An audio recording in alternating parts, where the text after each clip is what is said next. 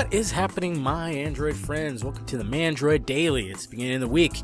If you guys are new to the Mandroid Daily, basically this is a video segment that I do Monday through Thursday, and then I do the regular Mandroid show on Friday, where I recap the show, at least I try to, and you get to see my ugly mug. But right now, we're going to talk some Android on this Monday evening, so let's get started. Well, check this out, guys. We've been really talking about the Moto 360, and I just really want that watch, and a lot of you out there want that watch too. And it turns out it showed up on a Best Buy page revealing the price, $250. That's awesome, because we were kind of worried that it might be over 300, like for earlier speculations and people were saying that it might be like 300 to 350, and I was like, no, that's too much. 250 seems to be a very reasonable price. I was hoping for 250 or less, between 200 and 250 sounded just about right to me. Looks like that's going to be the case. Let me know how excited you are about this, because I am definitely for sure getting this damn watch. And speaking of watches, does LG have another smartwatch already coming out that they're going to show off at IFA? Apparently so. There's a rumor that there's a LG G Watch 2 that's going to be a serious game changer, and it's going to be shown off at IFA 2014. Now that's pretty bold to say it's going to be a serious game changer. What the frick is a smartwatch going to do that's going to change the game, besides I guess having a SIM card inside? I don't know about that. I still don't think we need that, but I mean, that just kind of shows you that, well, I guess the first watch is more like a prototype, and then they were like, all right, we got the real stuff now, we're going to show you. So that's very interesting. I mean, IFA is right around the corner, so hopefully we'll find out what's going on here. And yeah, let me know what you think about this.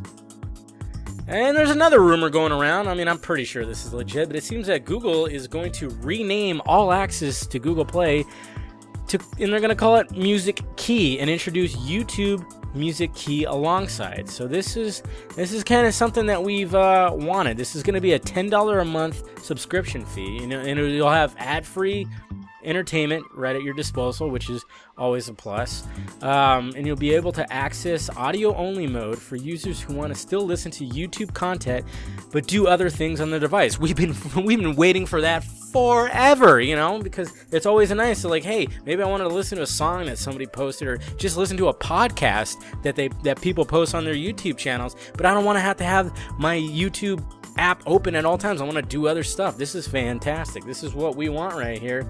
I mean there is a downside to it. I mean, if I don't really see too much of a downside, but I know people are pointing out that if somebody posts like music with like images or something, people are not going to pay attention to those images. But I guess it really doesn't matter. They're still getting the view. Well, and not everybody's going to pay for the $10 subscription. I'm sorry. I mean, nobody is. I don't think I will, but you never know. But there's still going to be ads, so they can still receive some revenue from it. And I'm sure there's going to be still a way with YouTube, because YouTube generates a lot of revenue, so I'm sure they'll still have maybe like a commercial beforehand, but you might not see any pop-up ads or anything like that. So that's pretty cool stuff. I mean, at least we're getting, that you can watch a YouTube video or listen to whatever is going on that YouTube video in the background. Really love that. Let me know what you think about it. And then finally, a new launcher. I mean, just when you think that they can't do anything more of these frickin' launchers, there's more. We got Blur. Okay, and this is kind of like a Google Now launcher taken to the next level, and this is from the creators of Talon, which I used a lot until it got really freaking laggy on my phone, so I had to jump ship. But yeah, apparently with this launcher, they have an API where developers can actually build pages of their apps within the launcher. This is really cool. It's kind of like how Google Now is. Like, you swipe all the way to the right, you just have your Google Now built in on its own page.